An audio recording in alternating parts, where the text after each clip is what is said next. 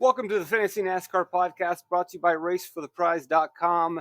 Darlington Xfinity Series, positive regression. What we're looking at in this podcast is comparing where drivers run in terms of their driver rating rank. So we rank drivers based on driver rating, who is the best to who is the worst. But then, and we make it into an integer form, so he was the best driver. He had the second highest rating, third highest rating, which pretty much translates into their average running position. So if you had the third highest rating, then you should have finished third.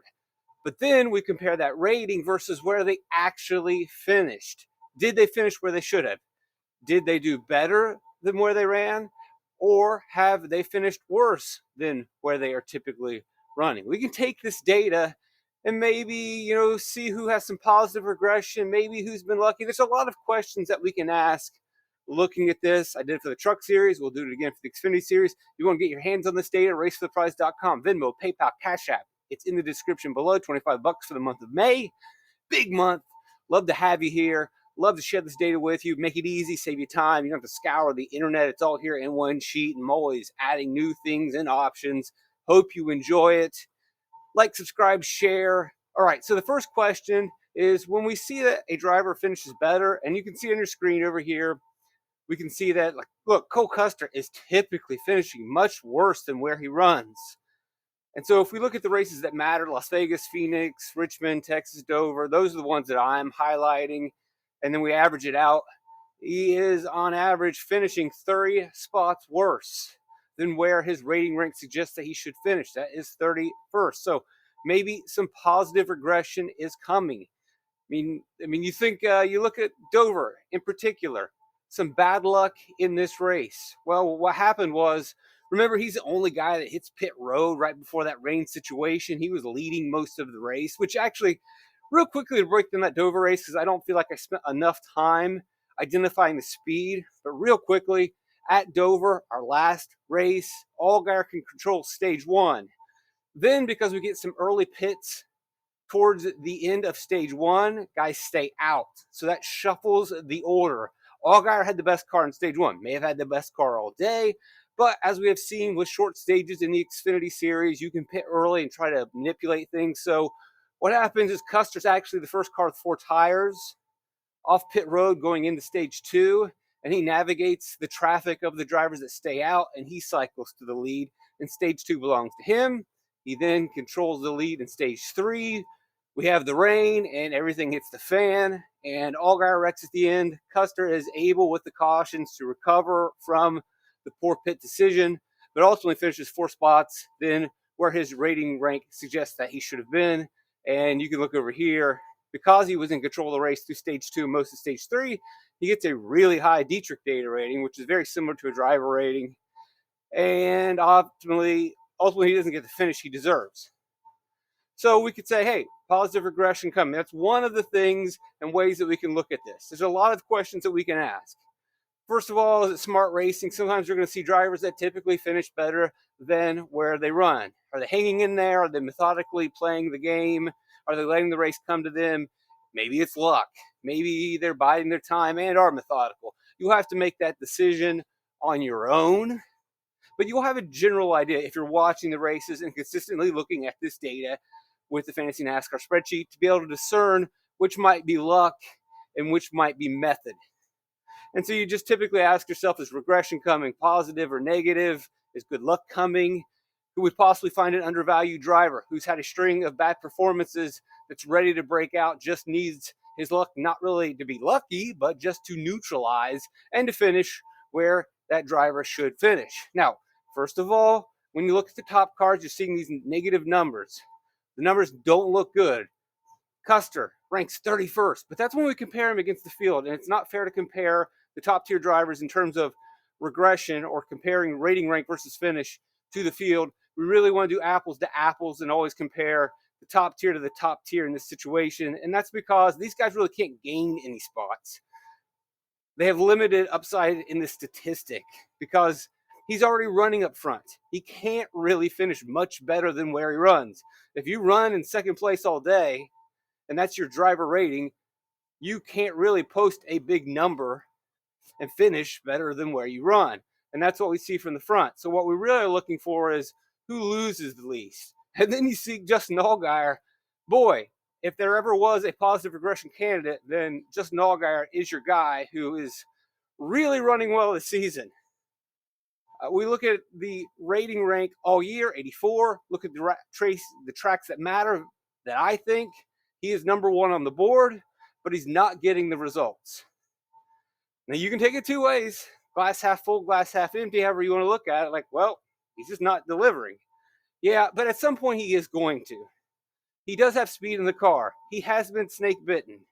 He has burned people a lot, and maybe that's going to lower his ownership. Maybe a lot of people are going to jump off of playing him.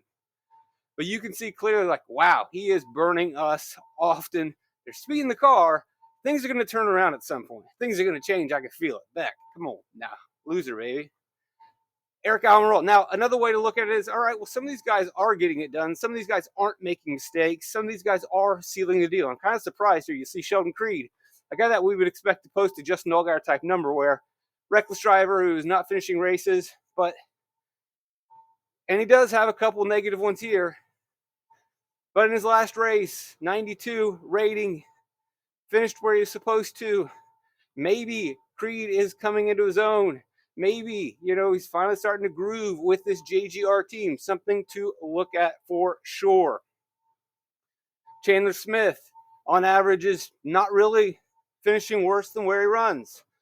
He's fast in practice. He's been fast all season. He's fast in the race, and he's finishing where he should overall at the tracks that matter. Second highest rating, and he's significantly cheaper than these other drivers. Austin Hill, another guy, getting it done for the most part. Dover doesn't work out. Things get crazy at the end. Now, again, what I'm doing here is not an average of these numbers, because that would be too skewed. These big bad days would really hurt their numbers. We're doing a median to find out what a better, more honest, accurate number to see. But overall, Austin Hill delivering. The top tier is not necessarily the best place to really use this data, but it is there to kind of help you see a little bit of what's going on and get a better understanding of what's happening in these races heading into Darlington. And definitely, if we see a crazy stage 3, we can see more of these results where they aren't finishing quite where we would like to see them. It gets a little bit more interesting when we look at kind of the secondary tier and definitely the value drivers. So let's just keep on going down through the grid and seeing if some guys are doing a little bit better than where they should. Sam Mayer, not bad, pretty much doing his thing. AJ, positively moving forward with a 2, ranking 13th on the board. Riley Herbst, another guy, positive regression, probably coming. And again, this is a median. This is not an average. A median, and it's minus 11. He is really due for some good luck. I mean, overall, he has top 5 speed at the tracks that matter, and yet he is just simply running into wrecks. Now, maybe he just doesn't got it. Maybe he just can't finish races. But I don't believe that. Eventually, he's going to avoid some of these wrecks. At 8,800, he's burned a lot of people. His ownership's probably going to be low because of that. Now, sometimes these happen and they suppress the salaries a little bit. We haven't seen DraftKings really overreact to bad luck. They're still honoring his speed that he is showing. So we're not really getting the discount that we sometimes would like. But there's another angle to that. He's not getting the discount, so that's not going to raise his ownership. He is burning people, so that's going to continue to lower ownership. And Herbst could be that gym that you want to go to. Jesse Love's been pretty consistent getting it done, but then again, Dover went Dover on us. I wouldn't overreact to that. We're seeing a lot of drivers with finishes that weren't really as good as they could be. But again, another thing to take from that is when we get so many drivers doing this, a negative 14 for Love, a negative 11 for Herbst, he loses 11 spots. That's 11 drivers that gain a spot. Those 11 drivers that gain a spot are those middle tier, are those mid-packers, and maybe even one of the guys towards the back that are going to gain. And if we're seeing this consistently at a lot of races in the Xfinity series where top drivers are just not finishing where they should, It really does open the door to value. It really does boost our mid-pack, and maybe you want to consider leaning more into the low 8K, 7Ks when constructing lineups, knowing that the top guys, the top brats, are putting each other in the wall. They're wrecking up front, and Darlington definitely seems like a place where we could get some more of that this weekend. Carson Quapple is one of those guys that benefited at Dover, ran well around the top 10, but he avoided the carnage at the end, had some really good restarts, gained 6 spots at 8,300. Why can't he work that magic again at Darlington? I know it's going to be a tough track for him, but they're all tough tracks. And every time he faces a tough track, he gets it done. He and his crew chief have been excellent. His crew chief has been better or great with other drivers. Junior Motorsports looking pretty solid this season. Brandon Jones, are we not surprised to see him have some negative numbers and not finish where he should? After a disappointing last season, they brought in a new crew chief, and it's more of the same. Taylor Gray, didn't work out for him either, getting into a wreck at Dover as well. I think a wreck at Dover, a wreck at Kansas in the trucks late in the race. Tough go for him at the moment. Could be due for some positive regression. The speed is maybe not as good as you would want to see, but still, he's there in the mix, and he's close enough to in the mix that when a all-guyer at all have their issues, he could be the one that gains. If Quapple can gain, Gray can gain. Sammy Smith, another guy who's run into issues. All of these, really, it's just gotten everybody. But overall, Smith has been pretty consistent. We could consider him. Parker Kligerman, his bad race is one that we don't care about. But in races that we do care about, he is finishing the race and finishing a little bit better than where he runs. And where does he run? We look over here at the driver Dietrich data rating. He's about a 13th place driver. So if we take the math, say, all right, he's around a 13th place driver. And I think we all agree he can run the top 15. And so if he runs in the top 15, on average, he gains 3 spots. And we know up at front, they're wrecking each other. Maybe you could even give him 5 spots. An 8th place finish from a 7,300 Parker Kligerman. Even if he starts sort of close to the front, which we would expect him to do, he can work. And he is never really a big target for anybody. And his price has fallen enough down to 7,300 that when you look at this data, it is definitely something that we could consider throwing in there. SVG absolutely does not surprise me with having a positive number. He's out there just turning laps mainly. So his driver rating is never really going to be that great, right? 23rd. And Darlington is a track that does scare me for him. I think he's going to be very conservative and play it very safe in this race. But that's a good thing. Play it safe, wait for things to happen, let the race come to you, and you can see that he has done this pretty well in other races. Phoenix, 10 spots gained by just doing his thing. 2 spots at Richmond, 2 spots at Texas. He's one of those guys that got the boost at the end of Dover. No one's going to want to play him at Darlington. At 7,000, he's capable of running 20th. And if it gets hairy at the end, he's very close to sneaking into that top 10 range. Sieg,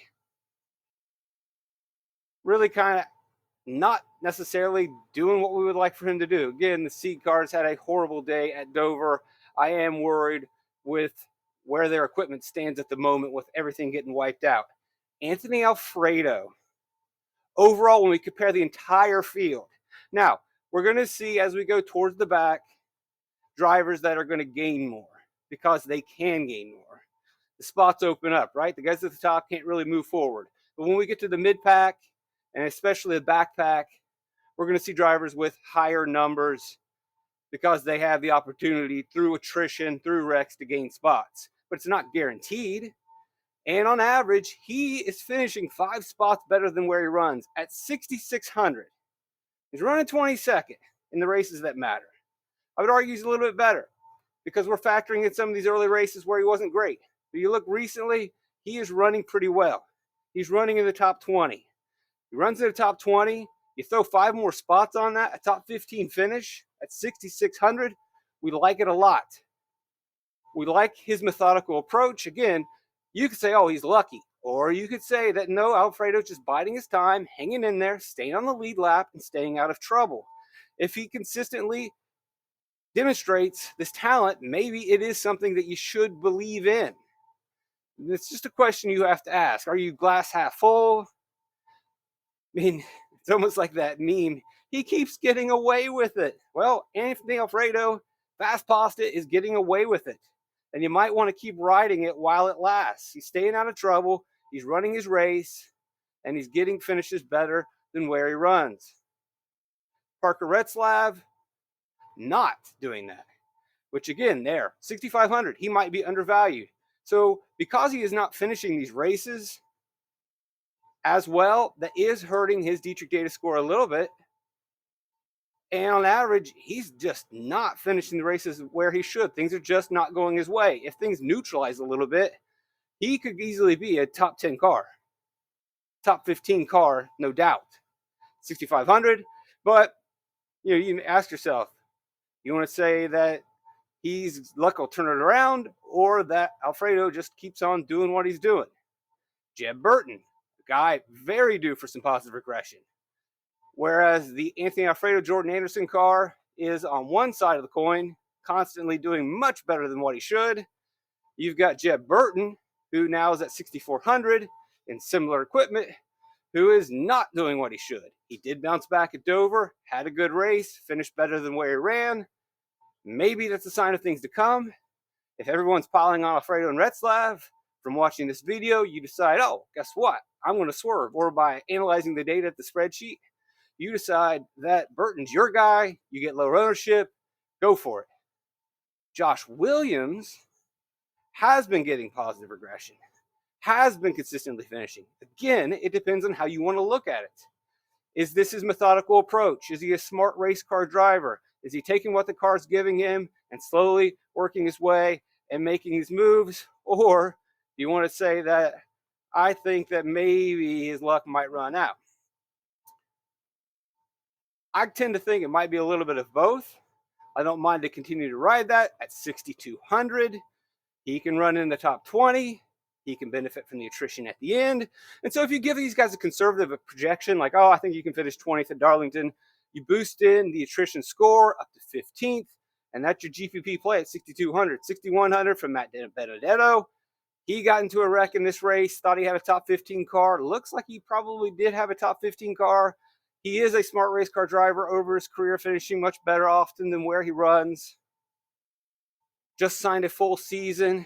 Positive vibes there at 6,100. Again, we do have concern about the seed cars, but hopefully we do get some practice. We'll see how rain plays out on Friday. And if the cars look good at Sieg, and I know it's only quasi-aligned with Sieg, and it doesn't seem like his car was significantly killed. And I know that they are trying to build this program, so they may not have the most equipment there at Viking. So we do want to keep our eyes on him this weekend. But again, he was able to finish the race. It wasn't the worst possible damage in that race at Dover. Clements, getting it done. He does have this negative number that's Talladega, but if the tracks that matter, on average, he's finishing 3 spots better. Again, small team operation, been going on for years. Running safe in the top 20, staying out of trouble, getting finishes better at 6,000. Not the flashy name that a lot of people want to go to, but you can remember in the past, we were often paying 7,000 for Jeremy Clements. 6,000? And we have so much value down here, I would expect his ownership to be very low. Kyle Weatherman had a lot of speed in the last race. The Gosselin cars look good, finished 10 spots better than where he ran at Dover. I like this play, just like all the others. On average, it's kind of right there in the middle, not quite as good, but he's definitely in play. Kyle Sieg didn't work out for a lot of the Sieg cars, obviously, at Dover. They had their issues, but overall, he is running his race and then finishing a little bit better than where he runs. On average, 3 spots better. Again, there are so many options down here. We may not even really need to worry about ownership. Ultimately, what will be a deciding factor is going to be the place differential. We're trying to find out who's going to win the mid-pack. They are so close. They are all so close. Now, obviously, Alfredo and Retzlaff, I think, have the most speed and been the most consistent. But these guys are not that far off. And Again, the second part in our flow chart is, all right, who can win the mid-class? Who can win the mid-pack race? But also, even if you finish second or third in the mid-pack, you might be the better play based on place differential. And then as we get to the bottom, we're going to see much more higher numbers simply because these guys are running in the back all day and they benefit from attrition. Now, that's not to dismiss what they have done and their high ratings. Again, we want to compare apples to apples. We don't really want to compare, oh, he's got a big number and the guys up at the top don't have big numbers. We want to look at, okay, who's the best among the backpack? The Lemons class, the LM, the Le Mans, the C class. Who's going to maximize finishing position in this group? Also, we want to maximize place differential. But again, we're looking at the data to see who is consistently doing that, who's staying out of trouble, and then benefiting from the attrition at the end. You could say luck, but I would argue once we get back to this deep group, we really want to see, okay, who is consistently doing this over and over and over? They have a plan, they have an approach, they're playing it safe, they're not as reckless as the other drivers. Brennan Poole has been pretty solid, and we have seen Poole in the optimal lineup in the last two Darlington races. Smithley has been pretty good, keeping it out of trouble. Leland Honeyman also benefiting, has some really big numbers at Phoenix. Decent numbers there, decent numbers there. Again, just keep it safe, keep it clean, and you can boost up at the end. Ryan Ellis, very solid. Balicki, not enough data. The one that really surprises me the most, if you are getting really crazy this weekend, because typically we come to these weekends, we don't want to punt with some of these guys. You don't believe in any of these cars. Perkins, Emmerling, Cram, Fincham. When we ask ourselves, can they maximize finishing position in the Lemons class? No, they can't. But look at what Cram has done. 6 spots on average he gets. If he is starting DFL, dead effing last, look, 7 at Phoenix, 8 at Richmond, 6 in the last Dover race, at 4,600. He was nowhere on my board coming into the week. But when you look at this data and you see that he is consistently just out there in his JD Motorsports car turning laps, staying out of trouble, watching people wreck around him and just, all right, I'll take a spot. He's not completely dead in the water. If for whatever reason we end up chasing place differential from expensive drivers and we've got to go to the dumpster, then Cram is somebody that we could probably put something behind and believe it or not, right? I didn't think I would go in this direction. But this is just some of the data that you can use at the Fantasy NASCAR spreadsheet. I hope that this was helpful. If it was, like the video. If it wasn't, like the video. Come on, what are you doing? If you watched this long, you have to hit the like button. There's no way that you didn't like it if you're sticking around this long.